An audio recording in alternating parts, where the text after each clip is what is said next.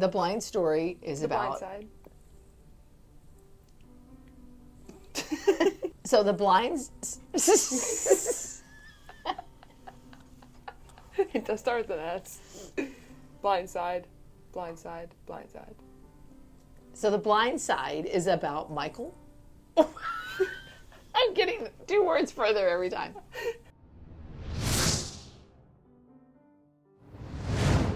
Hi, I'm Reba Hervis, Artistic Director at Overshadowed Theatrical Productions. Welcome to this week's episode From the Wings. Thank you, Rebecca, for being my lovely co-host. It's always a joy. We have some interesting news today. Tea? Some hot tea. Hot tea. I have only heard little bits about it, but it has something to do with one of my really favorite sports movies, which is The Blindside. Yep. Really enjoyed it. I think I've never heard actually one bad thing about The Blindside until recently. The movie is, you may remember it, is about Michael Oher. This is what the article says about the real life Michael Oher. He was one of 12 children born to his mother and his mother struggled with drug addiction. Before his 11th birthday, Oher was placed into foster care where he bounced around from home to home and at times had to live on the streets. Although he was a capable student, he attended 11 schools in 9 years and repeated both the first and second grades, which left him behind academically. His fortunes changed after a friend's father, impressed with how Oher had an inner drive and focus, introduced him to the principal of a private Christian school in a prosperous Memphis neighborhood. Oher began attending the school in 10th grade, even though his home life was still disastrous.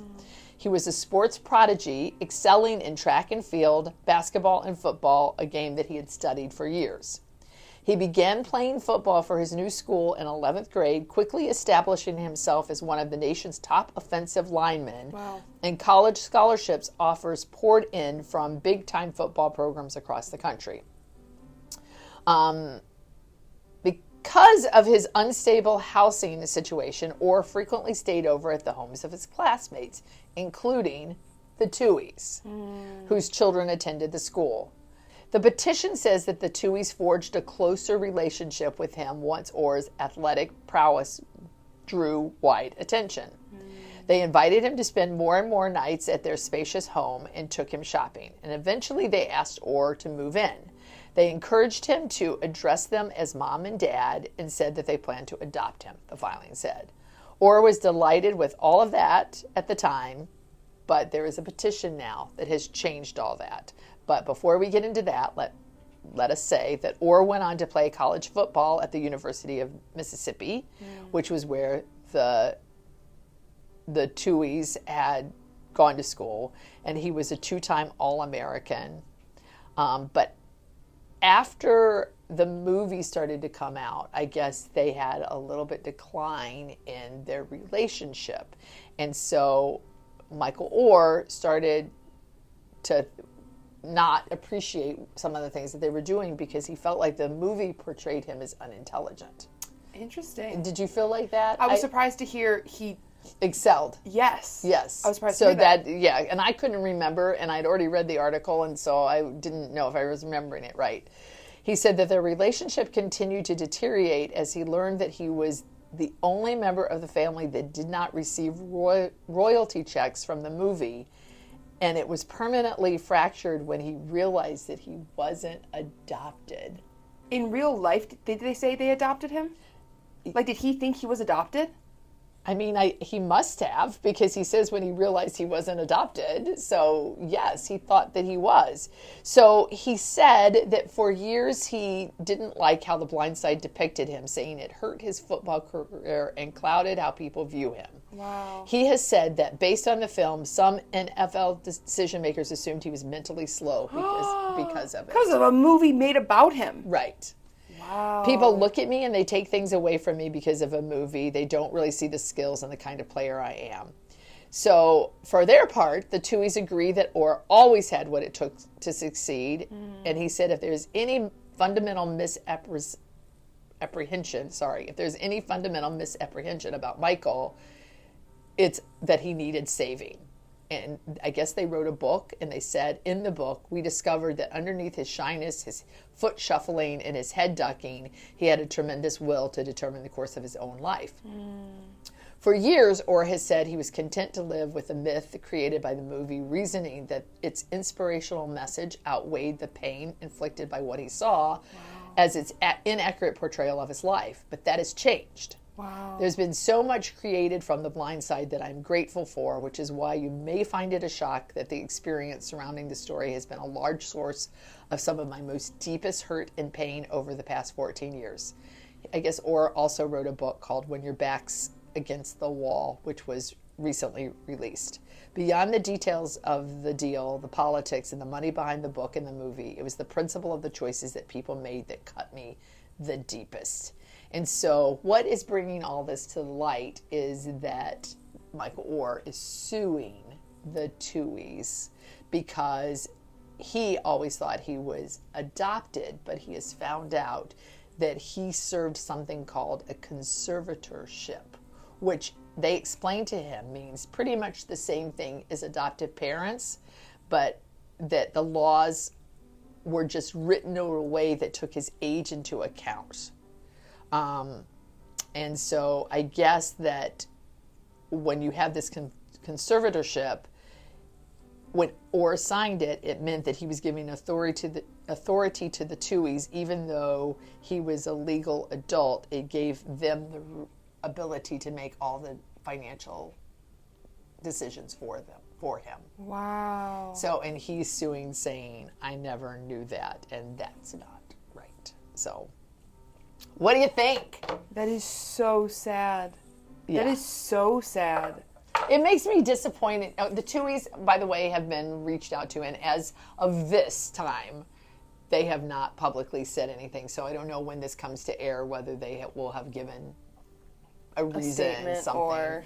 You know, the thing, I've heard a couple people talk about it, like on WGN and stuff this week, and one of the things that the big questions that people are asking is like, why now, Michael? Like, you know, you're older, so why are you doing it now? Which makes me a little suspicious and a little cynical, honestly. Because I'm like, okay, is it because I think you even said it, are your football playing days over? Right, so and you now, just need some PR. And you need that, so you wrote a book and you want there to be press about it. So is there something that you did to generate this? And I don't know, because it does seem strange that after all this time that this would be the time that he would do it. Did something happen in their relationship that fractured it in a way recently that now, like, and maybe it's simply that he found out how much money everybody else was getting and he wasn't getting as much. Oh my or Lord. It could be that he wrote a book and he wants PR. It does sound, I mean, I am a reader and I do find it interesting that he wrote a book, and I'm probably going to read it. So that'd be interesting. He will, I'm sure, generate sales because of this. Yeah. So justified sales or no? Like, is it, you know what I mean? There's no bad publicity. See? But then I guess it goes into the question too of a true story or based on a true story. So we talked about that recently, right? When we talked about Sound of Freedom. Yep. Is that you can say it's based on a true story, and when you're saying that, then you can't criticize the things that aren't necessarily true, because they never said it was a true story. They said it was based on a true story. Yeah. So you can just enjoy it and learn and be motivated by what you're doing. You don't hold it to the same candle. Right. And this says it was based on a true story. And I guess as viewers, it doesn't really affect us. We're like, okay. But I mean, my heart goes out to him. Yeah. I think that's so hard. Like, the true story of his actual life already sounds horrific and very hard. Right. And then to make something of publicity out of it, when you're walking into the limelight, like, we think we want to be famous. We do not want to be famous. Right. Exactly. Because in like, there are a lot of people who sue their parents for things. Like, there are a lot of, like, there's a lot of parental and child conflict and, like, confusion and, like, hardship. But when you're famous, it becomes, like, national news. Everything is under a microscope, and everything, I mean, let's face it, if this had been any other story, we probably wouldn't even know about it, right? But because it was Blindside, and it was something that we all loved and were motivated by and inspired by, and maybe people even adopted people because of this story, who knows?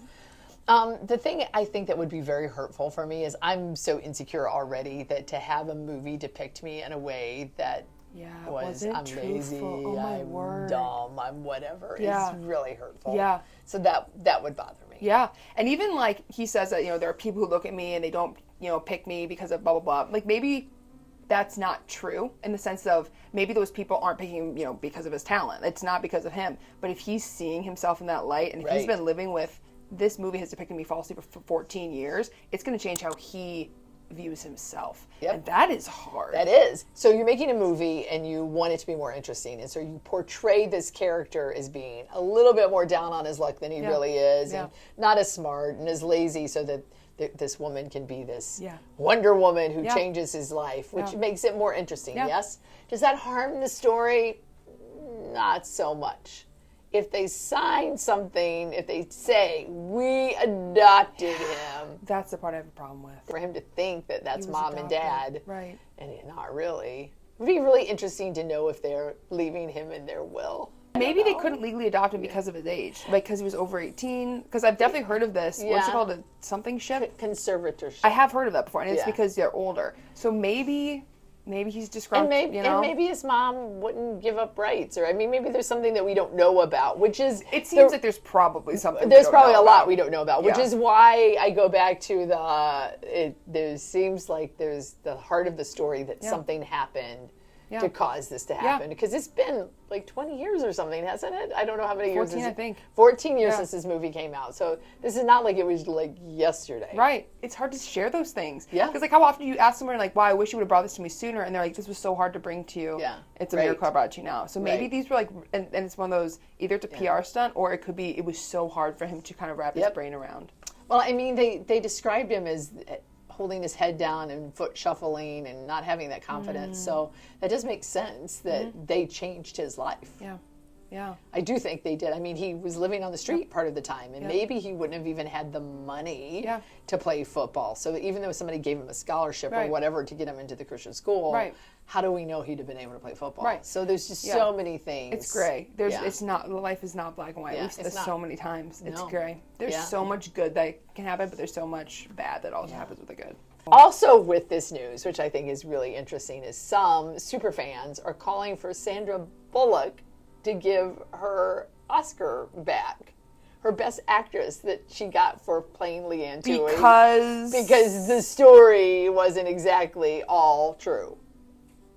Okay. We're here to tell you some people need to take a chill pill. Oh my, they're like, hey, look at this issue. And they're like, okay, but look at this. And if you look at Leanne Tui, because if you've seen any film clips or interviews with her, and then you look at Sandra Bullock. Oh, she was brilliant. She was. That's what we're judging her Oscar-winning performance on, not the movie making. We're doing it on what her performance was. We're giving those people 2 thumbs down. But it makes me want to watch the movie again, to be honest. It does make me. And I'm probably going to buy his book. Yeah. I'm going to probably. So we should talk about it. We should say, hey, what was it about? Yeah. It'd be interesting to compare it to the Tui's book. Until next time, this is just me. And me. Talking to you.